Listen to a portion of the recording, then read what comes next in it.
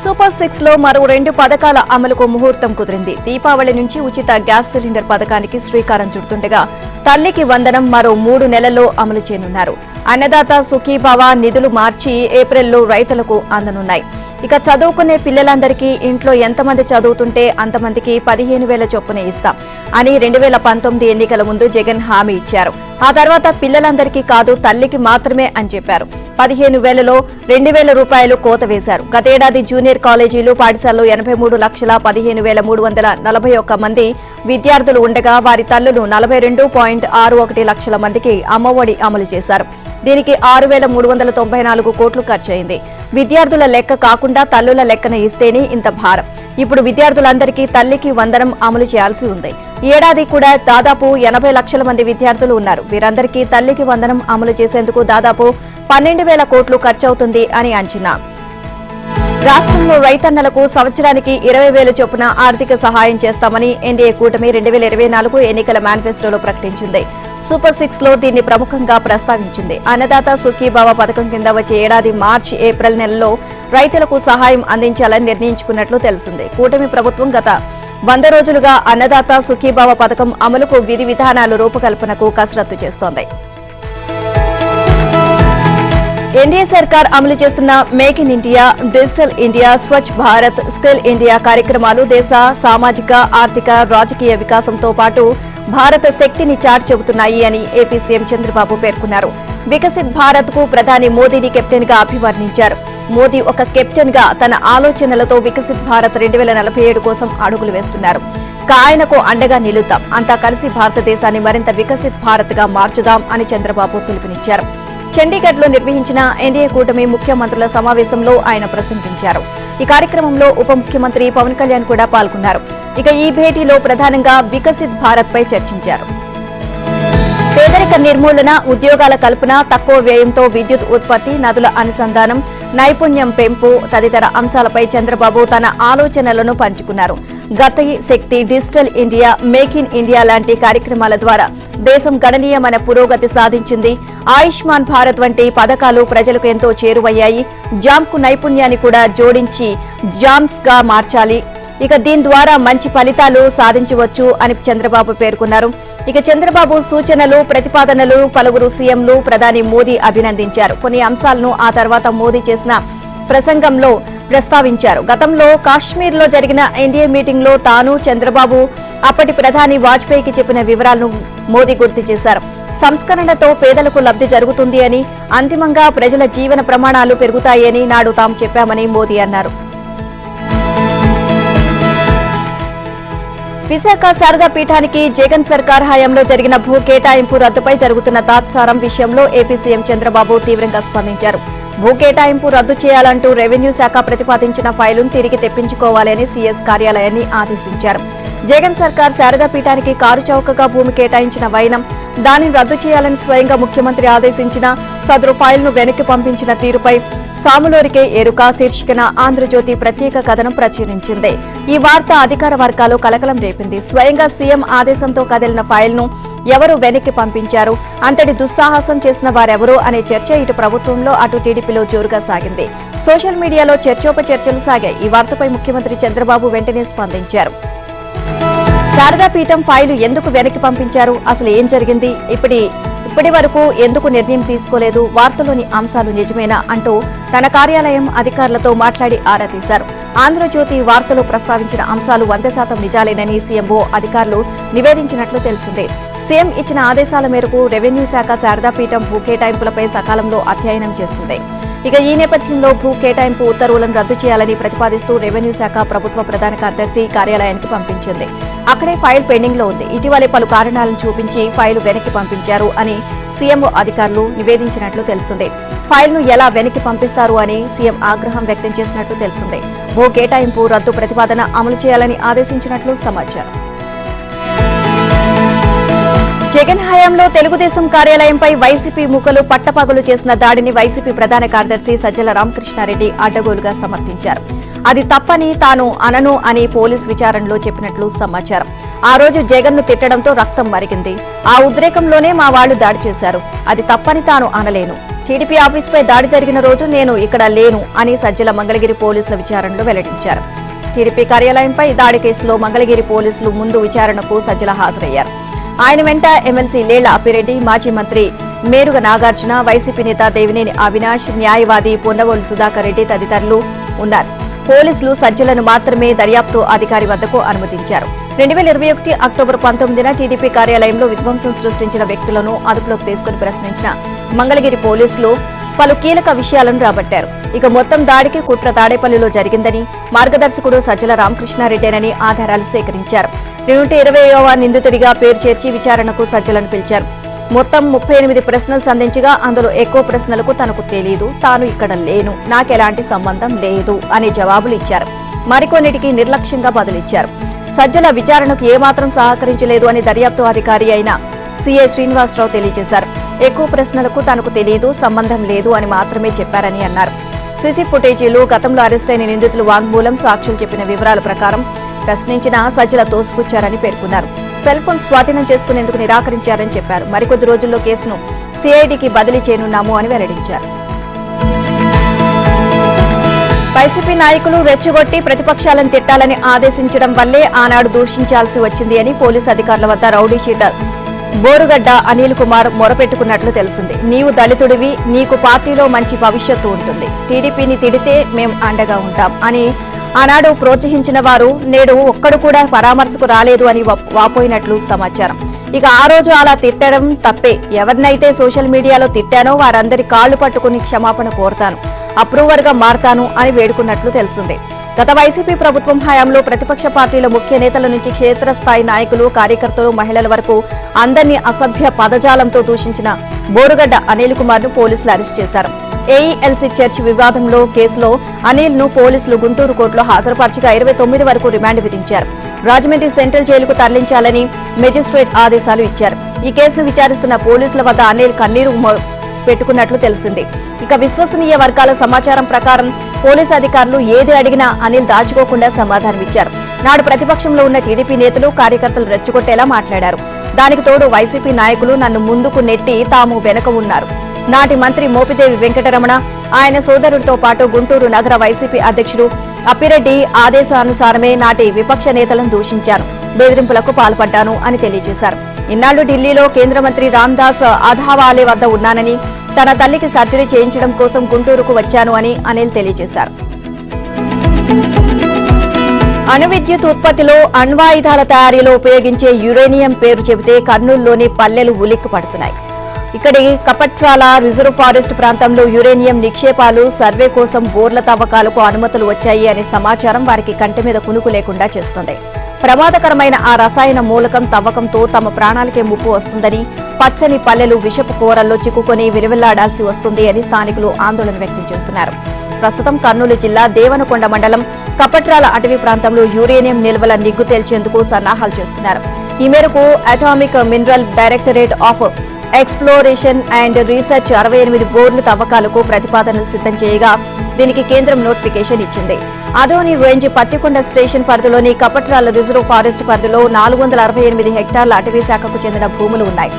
భూగర్భంలో ఎంత పరిమాణంలో యురేనియం నిల్వలు ఉన్నాయో నిర్ధారించిన తర్వాతే తవ్వకాలు జరపాల్సి ఉంటుంది.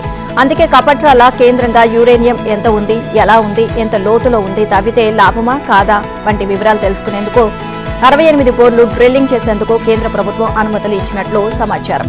అటవీ భూముల్లో తవ్వకాలు జరపాలి కాబట్టి పర్యావరణ, అటవీ వాతావరణ మార్పు మంత్రిత్వ శాఖ అనుమతి తప్పనిసరిగా తీసుకోవాలి. ఈ ప్రక్రియ అంతా కూడా గత వైసీపీ ప్రభుత్వ హయాంలో 2022-23 మధ్య జరిగింది. ఈ విషయం బయటకు పొక్కకుండా గుట్టుగా కొనసాగించారు. ఇప్పుడు ఈ విషయం తెలిసి ఆ గ్రామస్తులు ఆందోళన వ్యక్తం చేస్తున్నారు. బందిపోటు దొంగల్లా తెలంగాణను 10 ఏళ్లు దోచుకున్న వాళ్లు మూసి పునరుజ్జీవాన్ని అడ్డుకోవాలని ప్రయత్నిస్తున్నారు. సుందరీకరణ అంటూ కాస్మెటిక్ కలర్ అద్దాలని చూస్తున్నారు. వాళ్ల మెదడులో మూసి మురికి కంటే ఎక్కువ విషయాన్ని నింపుకున్నారు. తమ ప్రయత్నం మూసి సుందరీకరణ కోసం కాదు, పునరుజ్జీవం కోసం అని తెలంగాణ సీఎం రేవంత్ రెడ్డి స్పష్టం చేశారు. మూసి పునరుజ్జీవానికే తమ ప్రభుత్వం కట్టుబడి ఉందని, ఈ విషయంలో పనికొచ్చే సలహా సూచనలు ఎవరు ఇచ్చినా స్వీకరిస్తాము అని అన్నారు. మూసి నిర్వాసితులకు తాము ఇవ్వాలి అనుకుంటున్న దానికన్నా మెరుగైన ప్యాకేజీ ఇవ్వాలంటే అందుకు తాము సిద్ధమన్నారు. ప్రజల్ని మెప్పించి వాళ్ల మనసుల్ని గెలిచేలా ఏం చేద్దామో చెప్పాలి అని ప్రతిపక్షాల్ని కోరారు. సచివాలయంలో ఆయన సమావేశం నిర్వహించారు. మూసీ నది ఇప్పుడు ఎలా ఉంది, పునరుజ్జీవం తర్వాత ఎలా ఉండబోతోంది అన్న అంశాన్ని పవర్ పాయింట్ ప్రెజెంటేషన్ రూపంలో ప్రదర్శించారు. మూసీ మురికి కూపంగా మారడంతో దశాబ్దాలుగా హైదరాబాద్, రంగారెడ్డి, నల్లగొండ జిల్లాల ప్రజలు నరకం చవిచూస్తున్నారు అని, కొందరు మూసీ గర్భంలోకి మురికి కూపంలో మగ్గుతూ దుర్భరమైన జీవనం సాగిస్తున్నారని, అలాంటి ప్రజలకు మెరుగైన జీవనం అందించాలి అనే లక్ష్యంతో తాము పునరుజ్జీవానికి పూనుకుంటే అధికారం కోల్పోయిన దుగ్ధతో కొన్ని శక్తులు విష ప్రచారానికి పూనుకుంటున్నాయి అని సీఎం రేవంత్ రెడ్డి మండిపడ్డారు. మూసీ పునరుజ్జీవానికి తాము చేపట్టే పనుల మీద అనుమానాలు ఉన్నా, వివరణలు కావాలన్నా, సూచనలు సలహాలు ఉన్నా అన్ని పార్టీలు తప్పక చెప్పవచ్చని, దీనిపై చర్చించేందుకు అఖిలపక్ష సమావేశాన్ని ఏర్పాటు చేస్తామని సీఎం రేవంత్ రెడ్డి చెప్పారు. కిషన్ రెడ్డి, ఈటెల వంటి ఎంపీల పరిధిలో మూసీ పరివాహక ప్రాంతం ఉన్నందున వాళ్లను కూడా సభకు ఆహ్వానిస్తున్నామని అన్నారు. ఈ నెల 19వ తేదీలోపు అనుమానాలను పంపాలని కేసీఆర్, కిషన్ రెడ్డి, ఓవైసీలతో పాటు కమ్యూనిస్టు పార్టీలను విజ్ఞప్తి చేశారు. గత బీఆర్ఎస్ ప్రభుత్వ ఆర్థిక క్రమశిక్షణ రాహిత్యం వల్లే గురుకులాల అద్దె బకాయిలు పెరిగిపోయాయని తెలంగాణ రవాణా శాఖ మంత్రి పొన్నం ప్రభాకర్ ఆరోపించారు. సంగారెడ్డి జిల్లా జహీరాబాద్ లో ఎంపీ సురేష్ కుమార్ షెట్కార్ ఏర్పాటు చేసిన పార్టీ కార్యాలయాన్ని మంత్రి ప్రారంభించారు. విద్యార్థుల చదువులకు ఆటంకం కలిగించేలా భవన యాజమాన్యాలు వ్యవహరిస్తే కఠిన చర్యలు తీసుకుంటామని హెచ్చరించారు. ఇక తెలంగాణ రాష్ట్రంలో కొన్ని గురుకుల భవనాలకు 30 నుంచి 40 నెలల అద్దెలు పెండింగ్ లో ఉన్నాయని, పెండింగ్ అద్దెలను చెల్లించేందుకు రాష్ట్ర ప్రభుత్వం కృషి చేస్తుంది అని తెలిపారు. ఫీజు రీయింబర్స్మెంట్ కోసం కళాశాల యాజమాన్యాలు ఆందోళనకు దిగడాన్ని మంత్రి తప్పుపట్టారు. విద్యార్థులు నష్టపోయే విధంగా వ్యవహరిస్తే చట్టరీత్యా చర్యలు తప్పవు అని హెచ్చరించారు. కాంగ్రెస్ ప్రభుత్వం ఎన్నికల సమయంలో ఇచ్చిన హామీలన్నింటినీ నెరవేరుస్తుంది అని పేర్కొన్నారు. కాంగ్రెస్ ప్రభుత్వం బతుకమ్మ చీరల పంపిణీని ఎందుకు నిలిపివేసింది అన్న అంశంపై తెలంగాణ మంత్రి సీతక్క పొంతనలేని వ్యాఖ్యలు చేస్తున్నారు అని మాజీ మంత్రి హరీష్ రావు విమర్శించారు. చీరలు ఎందుకు ఇవ్వలేదో చెప్పకుండా ఇతర విషయాలు మాట్లాడుతున్నారని అన్నారు. అయితే బీఆర్ఎస్ హయాంలో ఏటా 300 కోట్లతో బతుకమ్మ చీరలు పంపిణీ చేశారని ఒప్పుకున్న సీతక్కకు ధన్యవాదాలు అని చెప్పారు. కానీ ఇంతకు మించి ప్రయోజనాలను కాంగ్రెస్ ప్రభుత్వం మహిళలకు కల్పించినట్లు భ్రమలు కల్పించే ప్రయత్నం చేయడం హాస్యాస్పదమని అన్నారు. ఎన్నికల మేనిఫెస్టోలో మహిళలకు ఇచ్చిన హామీలు అమలు చేయకుండా ప్రచారం కోరుకోవడం ముఖ్యమంత్రితో పాటు మంత్రులకు అలవాటుగా మారింది అన్నారు. ఇక ప్రజాప్రభుత్వంలో బతుకమ్మ చీరలను బంద్ పెట్టారన్న హరీష్ రావు వ్యాఖ్యలను మంత్రి సీతక్క ఖండించారు. బీఆర్ఎస్ అధికారంలో ఉన్నప్పుడు నాసిరకం చీరలిచ్చి మహిళల ఆత్మగౌరవాన్ని కించపరిచింది అన్నారు. కాంగ్రెస్ ప్రభుత్వం వచ్చిన తర్వాత బతుకమ్మ చీరలకు మించిన ఆర్థిక ప్రయోజనాలను మహిళలకు కల్పిస్తున్నామని చెప్పారు. గత ప్రభుత్వం బతుకమ్మ చీరలకు ఏడాదికి పెట్టిన ఖర్చు 300 కోట్లు మాత్రమేనని, దానికి 10 రెట్లు మహిళలకు ఉచిత బస్సు ప్రయాణం కోసం తమ ప్రభుత్వం ఖర్చు చేస్తుంది అన్నారు. ఒక నెలకు అయ్యే ఖర్చే 332 కోట్లు అని వివరించారు. మహిళల గౌరవాన్ని నిలబెడుతూ వారిని ఆర్థికంగా బలోపేతం చేసేందుకు చేయూత ఇస్తున్నామని తెలియజేశారు.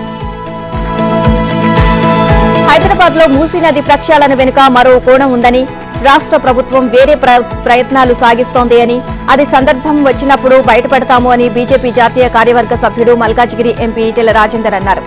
తెలంగాణ సీఎం రేవంత్ రెడ్డి అనాలోచిత నిర్ణయాలతో రియల్ ఎస్టేట్ తో పాటు ఇతర వ్యాపారాలు దెబ్బతింటున్నాయని ధ్వజమెత్తారు. హైదరాబాద్ లో హైడ్రాతో అందరూ భయపడుతున్నారని, హైదరాబాద్ లో పెట్టుబడులు పెట్టేందుకు జంకుతున్నారు అని అన్నారు. ఇక ఖమ్మంలోని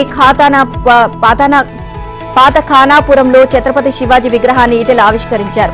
రాష్ట్రంలో కాంగ్రెస్ ప్రభుత్వం అధికారంలోకి వచ్చి 10 నెలలవుతున్నా మహిళలకు ఉచిత ఆర్టీసీ ప్రయాణం తప్ప ఎన్నికల ముందు కాంగ్రెస్ ఇచ్చిన ఏ హామీ సక్రమంగా అమలు కావడం లేదని విమర్శించారు. 6 గ్యారంటీలు అంటూ ఎన్నికల ముందు ఇచ్చిన హామీలన్నింటినీ కాంగ్రెస్ ప్రభుత్వం తుంగలో తొక్కింది అని విమర్శించారు. రాష్ట్రంలో అసలు ఎంతమంది రైతులకు రుణమాఫీ అయింది, అసలు రైతు బంధు ఇస్తారా లేదా అనే విషయాల్లో స్పష్టత లేదు అన్నారు. రాష్ట్రంలో అకాల వర్షాలతో దెబ్బతిన్న రైతులకు, ఇళ్లు మునిగి ఆస్తి నష్టపోయిన కుటుంబాలకు సైతం ఇప్పటి వరకు వరద సాయం చాలా మందికి అందలేదు అన్నారు. రాష్ట్రంలో వరద నష్టానికి కేంద్రం నుంచి సహాయం అందించడం లేదని కాంగ్రెస్ మంత్రులు చేస్తున్న ఆరోపణల్లో నిజం లేదు అన్నారు. సికింద్రాబాద్ లోని ముత్యాలమ్మ విగ్రహాన్ని కూల్చిన దుష్ట శక్తులను ప్రభుత్వం శిక్షించాలని ఈటెల డిమాండ్ చేశారు. గెలుస్తామని అనుకోకుండా అడ్డగోలు హామీలిచ్చామని ఓ కాంగ్రెస్ మంత్రి ఇటీవల తనతో అన్నారు. మీరే 15 మందిని మార్చుకొని ఉంటే గెలుస్తుండే అని చెప్పారు. తన పేరు చెప్పవద్దు అంటూ అన్ని చెప్పేశారు అని మాజీ మంత్రి బీఆర్ఎస్ వర్కింగ్ ప్రెసిడెంట్ కేటీఆర్ వ్యాఖ్యానించారు. తెలంగాణ భవన్లో బీఆర్ఎస్వీ ప్రతినిధులతో ఆయన సమావేశమయ్యారు. అంతకుముందు గ్రూప్ 1 పరీక్షకు సిద్ధమవుతున్న అభ్యర్థులతో సమావేశమై వారితో చర్చించారు. తెలంగాణ ఉద్యమంలో మహా ఉద్దండ పిండాలతో కొట్లాడినం, చంద్రబాబు, రాజశేఖర్ రెడ్డి లాంటి వాళ్లతో కొట్లాడి తెలంగాణ తెచ్చుకున్నాం. అంతటి ఉద్దండుల ముందు ఈ రేవంత్ రెడ్డి ఒక లెక్క కాదు అని కేటీఆర్ అన్నారు. రాష్ట్రంలోని ఏ వర్గం ప్రజలకు కష్టం వచ్చినా గాంధీ భవన్, బీజేపీ ఆఫీస్ కు కాకుండా తెలంగాణ భవన్ కు వస్తున్నారు. తెలంగాణ భవన్ కు వెళ్తే కేసీఆర్ దండు ఉంటదని, న్యాయం జరుగుతుంది అని భావిస్తున్నారు. హైడ్రా బాధితులు కూడా ఇక్కడికే వస్తున్నారు. రేవంత్ పాలనలో బాధపడని వాళ్లు లేరు. ఊళ్లలో రైతులు తిడుతున్నారు. తులం బంగారం, బతుకమ్మ చీరలు ఏదీ దిక్కులేని పరిస్థితి తెచ్చారు అని అన్నారు, మండిపడుతున్నారు అని ఆయన అన్నారు. ఇక గ్రూప్ 1 కోసం అశోక్ నగర్ లో విద్యార్థులు రోడ్డెక్కారు. గ్రూప్ 1 పరీక్షల్లో అన్యాయం జరుగుతుంది అని వారు అంటున్నారు. ఇక ఎస్సీ ఎస్టీల రిజర్వేషన్లో విద్యార్థులకు అన్యాయం జరిగేలా వ్యవహరిస్తున్నారు. మరోవైపు మూసీ ప్రాజెక్టు పేరుతో పేదల ఇళ్లు కూల్చుతామంటే ఊరుకునేది లేదు అని ప్రభుత్వాన్ని కేటీఆర్ హెచ్చరించారు. మూసీ బాధితులకు బీఆర్ఎస్ అండగా ఉంటుంది అని హామీ ఇచ్చారు. తెలంగాణలో ఎంతో శ్రమ కోర్చి సాగు చేసిన పంట భారీ వర్షాలు, వాతావరణ మార్పులతో తెగుళ్లు బారిన పడుతోంది. మార్కెట్ కు తీసుకువెళ్తే కనీస మద్దతు ధర దక్కడం లేదు. దీంతో తెలంగాణలోని పత్తి రైతులు డీలా పడుతున్నారు. అధికారంలోకి వస్తే పత్తికి 475 రూపాయలు బోనస్ ఇస్తామని ప్రకటించిన కాంగ్రెస్ పార్టీ ఇప్పుడు ఆ ఊసు ఎత్తకపోవడంతో ఆందోళన చెందుతున్నారు. 33% కంటే ఎక్కువ పంట నష్టం వాటిల్లినా పరిహారం వచ్చే పరిస్థితి లేకపోవడంతో దిగులు పెట్టుకున్నారు. తెలంగాణ వ్యాప్తంగా 43,46,043 ఎకరాల్లో పత్తి పండిస్తున్నారు. పరిస్థితుల నేపథ్యంలో నిరుటి కంటే సాగు విస్తీర్ణం తగ్గింది. ఇక నెలండర్ నుంచి కురుస్తున్న వర్షాలు, వాతావరణం పరిస్థితులు రైతును తీవ్రంగా ముంచేశాయి. ఏటా దసరా, దీపావళి మధ్య తొలి ఖాతా వస్తుంది. ఈ సమయంలోనే వర్షాలు కురవడంతో పంట తెగుళ్లు బారిన పడింది. ఇక చేలల్లో నీరు నిల్వ ఉండడంతో వేర్లకు తెగుళ్లు సోకి చెట్లు ఎండిపోవడం, కాయలు నల్లబడడం, ఆకులు ఎర్రగా మారుతున్నాయి. ఎకరాకు 8 నుంచి 12 క్వింటాలకు దిగుబడికి గాను 4-5 క్వింటాలు మించడం లేదు. వారం నుంచి పెద్ద మార్కెట్లైన వరంగల్, ఖమ్మం వ్యవసాయ మార్కెట్లలో క్వింటా 5,000 నుంచి 300 నుంచి 7,100 వరకు మాత్రమే ధర పలుకుతోంది. ఇక 2-3 రోజుల్లో 3.5 లక్షల క్వింటాల పత్తిని రైతులు ప్రైవేటు వ్యాపారులకు విక్రయించారు. కేంద్ర ప్రభుత్వం క్వింటా పత్తికి 7,521 మద్దతు ధర ప్రకటించింది. దీనికంటే కూడా తక్కువగా వ్యాపారులు ఖరీదు చేస్తున్నారు. ఇక ప్రభుత్వ వైఖరి కారణంగా తాము నష్టపోతున్నామని వాపోతున్నారు.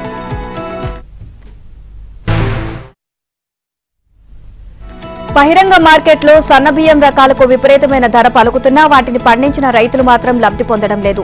మిల్లర్లు రైతులను అడ్డగోలుగా దోచుకుంటున్నారు. కనీస మద్దతు ధరకు ధాన్యం కొనుగోలు చేయడంతో పాటు 500 బోనస్ కూడా ఇస్తామన్న తెలంగాణ ప్రభుత్వం ఇప్పటిదాకా కొనుగోలు కేంద్రాలు ఏర్పాటు చేయకపోవడంతో తాము చెప్పిందే ధర అనే పరిస్థితిని మిల్లర్లు సృష్టించారు.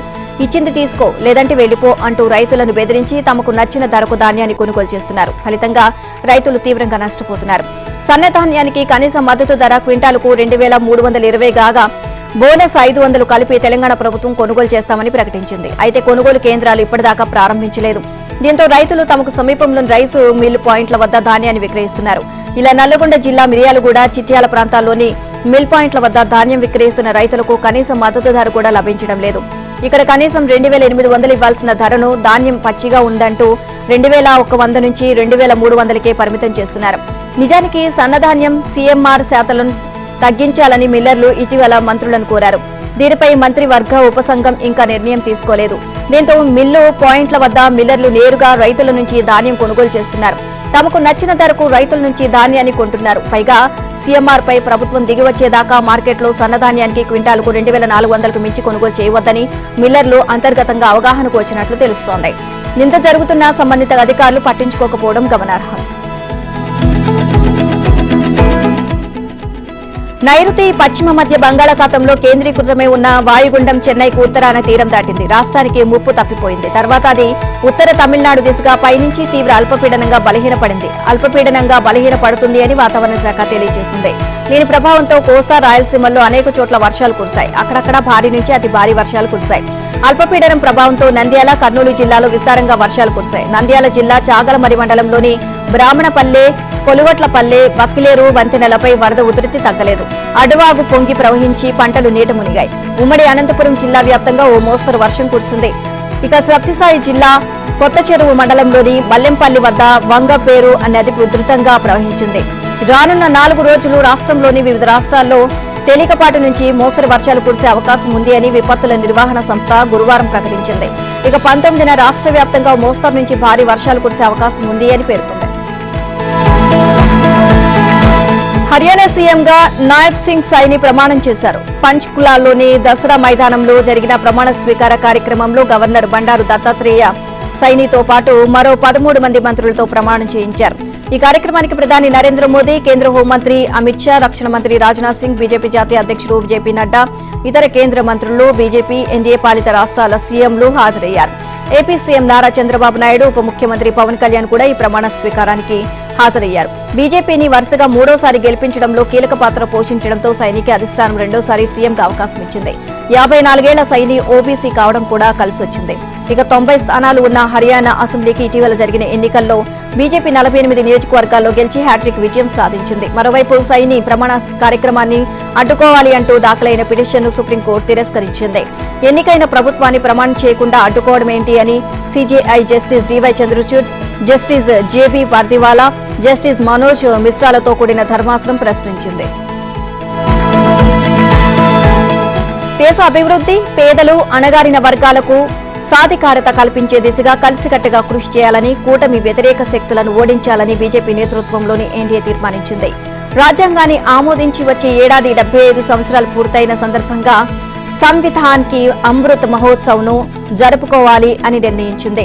ఇక దేశంలో ఎమర్జెన్సీ విధించి 50 సంవత్సరాలు పూర్తవుతున్న సందర్భంగా నాడు ప్రజాస్వామ్యంపై జరిగిన దాడిని ప్రజలకు వివరించాలని, వాజ్పేయి శత జయంతితో పాటు సర్దార్ పటేల్, బిర్సా ముండా 150వ జయంతిని కూడా జరుపుకోవాలని నిర్ణయించింది.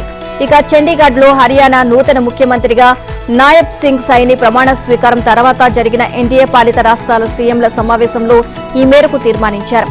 సుపరిపాలనతో పాటు ప్రజల జీవితాలను మెరుగుపరచడంపై తాము విస్తృతంగా చర్చించినట్లు ప్రధాని మోదీ ఎక్స్ వేదికగా ప్రకటించారు. వాజ్పేయి హయాంలో కశ్మీర్లో జరిగిన ఎన్డీఏ భేటీ తర్వాత మళ్లీ అలాంటి సమావేశం జరగడం ఇదే తొలిసారి అన్నారు. ఆర్థిక సంస్కరణల వల్ల పేదలకు లబ్ధి జరుగుతుందని, ప్రజల జీవన ప్రమాణాలు పెరుగుతాయని ఎన్డీఏ ఆనాడే గుర్తించిందని, అదే అమలవుతుంది అని మోదీ పేర్కొన్నారు. హర్యానా ఎన్నికల్లో విజయం సాధించినందుకు మోదీని ఈ సమావేశంలో కూటమి నేతలు అభినందించారు. మహారాష్ట్ర, జార్ఖండ్ లో జరిగే అసెంబ్లీ ఎన్నికల్లో కూడా ఎన్డీఏ విజయానికి తోడ్పడాలి అనే సమావేశం తీర్మానించింది. హర్యానా ముఖ్యమంత్రి ప్రమాణ స్వీకారం సందర్భంగా ఎన్డీఏ సమావేశం ఏర్పాటు చేయాలని ఏపీ సీఎం చంద్రబాబు చేసిన సూచన మేరకు భేటీ జరిగినట్లు తెలిసింది. ఇందులో చంద్రబాబు ప్రత్యేక ఆకర్షణగా నిలిచారు. ఇక ప్రధాని మోదీ పక్కనే ఆయనకు స్థానం కేటాయించారు. ఇక ఈ భేటీలో బీజేపీ పాలిత రాష్ట్రాలకు చెందిన 13 మంది ముఖ్యమంత్రులు, 16 మంది ఉప ముఖ్యమంత్రులతో పాటు ఏపీ ఉప ముఖ్యమంత్రి పవన్ కళ్యాణ్ పాల్గొన్నారు.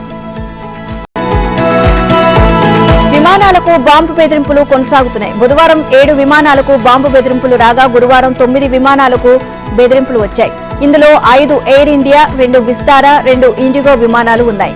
ముఖ్యంగా ముంబై నుంచి లండన్ వెళ్లిన ఓ ఎయిర్ ఇండియా విమానం మరో గంటలో గమ్యస్థానాన్ని చేరుతుంది అనగా బాంబు బెదిరింపు రావడం తీవ్ర కలకలం రేపింది. ఇక లండన్ విమానాశ్రయాన్ని సమీపిస్తుండగా ఎయిర్ ఇండియా విమాన పైలట్ ఏటీసీకి ఎమర్జెన్సీ సందేశం పంపారు. దీంతో విమానం కాసేపు గాల్లోనే చక్కర్లు కొట్టగా ఇంగ్లాండ్ వాయుసేన రాయల్ ఎయిర్ ఫోర్స్ కు చెందిన టైఫోన్ ఫైటర్ జెట్ రంగంలోకి దిగింది. సూపర్సానిక్ వేగంతో ఎయిర్ ఇండియా విమానం దగ్గరకు చేరుకున్న ఆ ఫైటర్ జెట్ పరిస్థితిని సమీక్షించి ఎలాంటి ప్రమాదం లేదు అని గుర్తించింది. అనంతరం ఎయిర్ ఇండియా విమానానికి లండన్ విమానాశ్రయంలో ల్యాండింగ్ కు అనుమతి ఇచ్చారు. కాగా విమానాలకు బాంబు బెదిరింపుల అంశాన్ని తీవ్రంగా పరిగణిస్తున్నామని, బాధ్యులపై కఠిన చర్యలు తీసుకుంటాము అని కేంద్ర పౌర విమానయాన శాఖ కింజరాపు రామ్మోహన్ నాయుడు పేర్కొన్నారు. బెదిరింపులకు పాల్పడిన వారికి కఠిన శిక్షలు పడే నిబంధనలు మార్పులు చేసే అంశాన్ని పరిశీలిస్తున్నామని చెప్పారు. ఫెమినా మిస్ ఇండియా 2024 కిరీటాన్ని మధ్యప్రదేశ్ కు చెందిన నికితా పోర్వాల్ దక్కించుకున్నారు. ముంబైలోని ఫేమస్ స్టూడియోలో జరిగిన కార్యక్రమంలో ఆమెను విజేతగా ప్రకటించారు.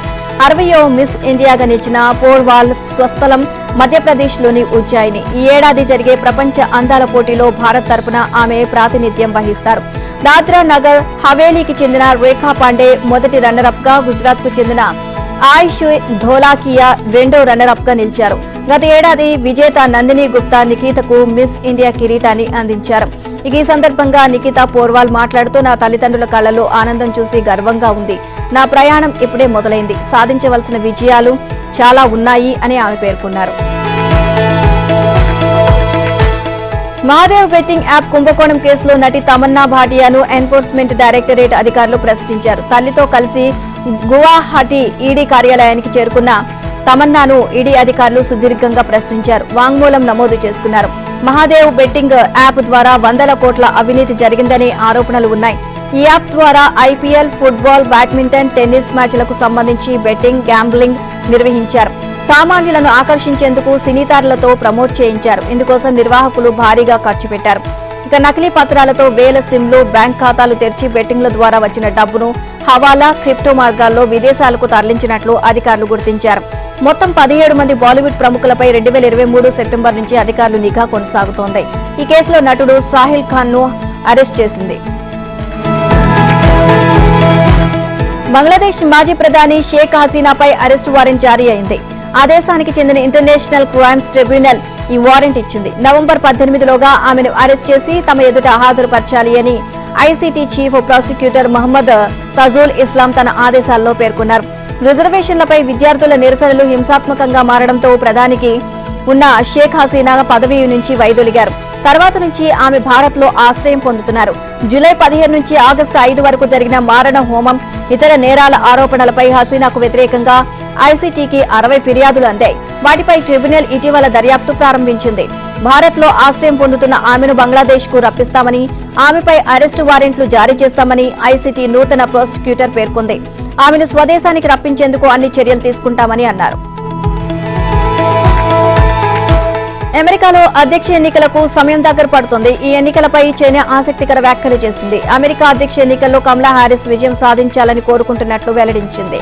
అందుకు కారణాలను కూడా తెలిపింది. ద్వైపాక్షిక సంబంధాలను దృష్టిలో ఉంచుకొని హారిస్ వైపు మొగ్గు చూపుతున్నట్లు చైనా జాతీయ సలహా సంఘం వెల్లడించింది. అమెరికా అధ్యక్ష ఎన్నికలపై వ్యాఖ్యలు చేయడానికి ఆసక్తి లేదని జాతీయ సలహా సంఘం Chinese People's Political Consultative Conference Standing Committee సభ్యుడు జియా కింగోగ్ తెలియజేశారు. సిపిపిసిసి చైనా రాజకీయ సంస్థ కూడా ఎన్నికల్లో అధ్యక్ష పదవిపై తమ పౌరుల అభిప్రాయాన్ని సర్వే చేసిన అనంతరం చైనా తమ అభిప్రాయాన్ని వెల్లడించింది.